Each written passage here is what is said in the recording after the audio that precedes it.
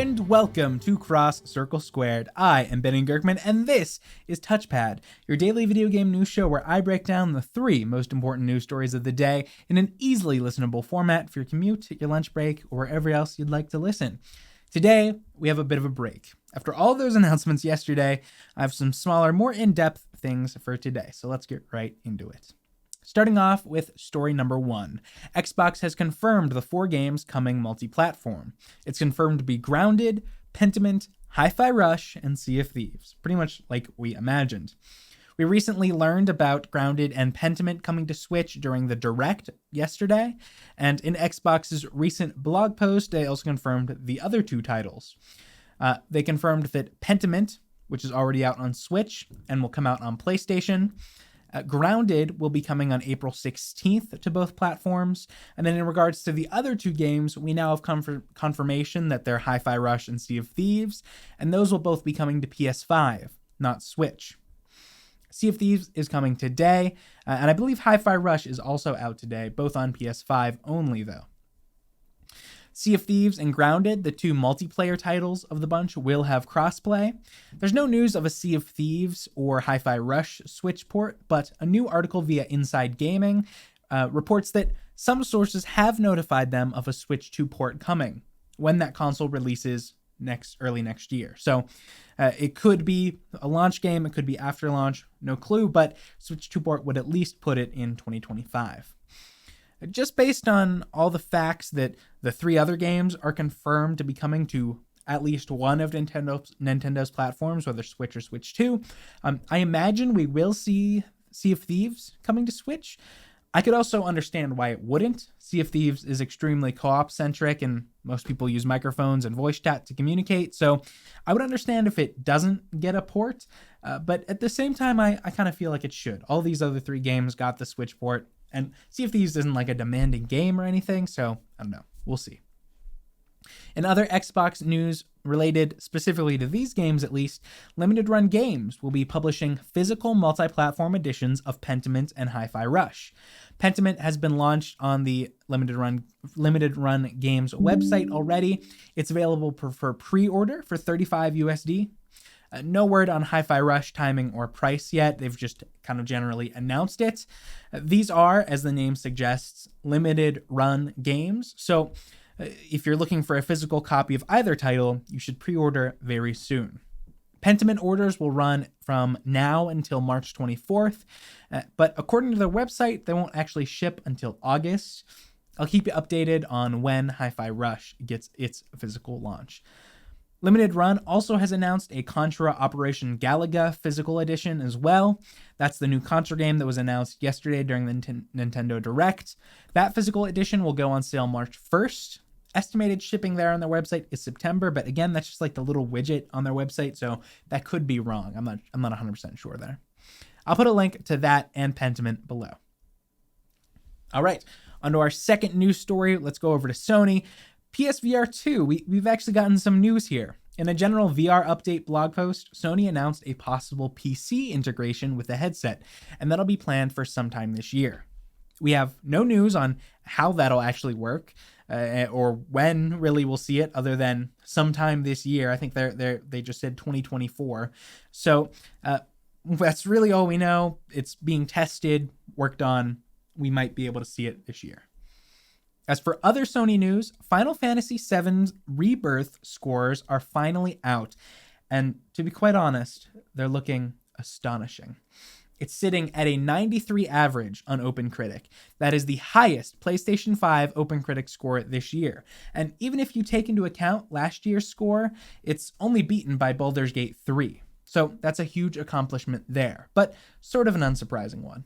IGN's Michael Hyam gave the title a 9 out of 10, calling it a best-in-class action RPG.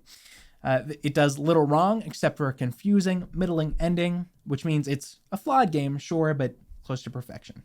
As for some other scores, Game Informer's Wesley LeBlanc gave it an 8.5 out of 10, saying it's essentially more of what was great with Final Fantasy VII Remake. That's the first one, not Rebirth, the first Final Fantasy VII Remake.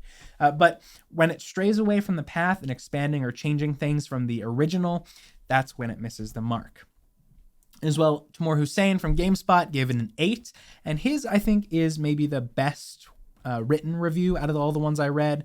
I'm going to leave a link below to his. He has many thoughts on it. His is one of the lower reviews out of 8 out of 10, and I do think it's a great read. I think it's very fair, but he's also pretty opinionated in what he's saying, so agree or disagree, I do think it's a good review.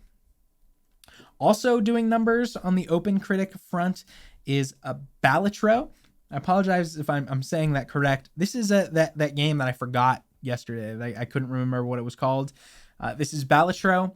It's sitting at a 92 right now on Open Critic, one under FF7 Rebirth, and that is incredibly impressive, especially since it looks to be the first game from the developer. It's a poker deck builder roguelike, so everything I hate in a game, I won't be picking it up because of that, but all the reviews and discourse surrounding it are very glowing. So huge props to the solo developer for that. I'll put a link below to their website. Okay, for our third story, we just have kind of a bunch of smaller things all put together into one big story. First, we're going to go with Project L. That's the Riot Games fighting game. Or rather, we're not going to start with Project L since it's not called Project L anymore. That was just like the working title. It is now called 2XKO. The trailer for this looks extremely Riot Gamesy, as you can tell by what's on screen. I'm not a fighting game geek, but it does look very pretty, at least. So no clue if that's a good thing for the game or not. And some other news.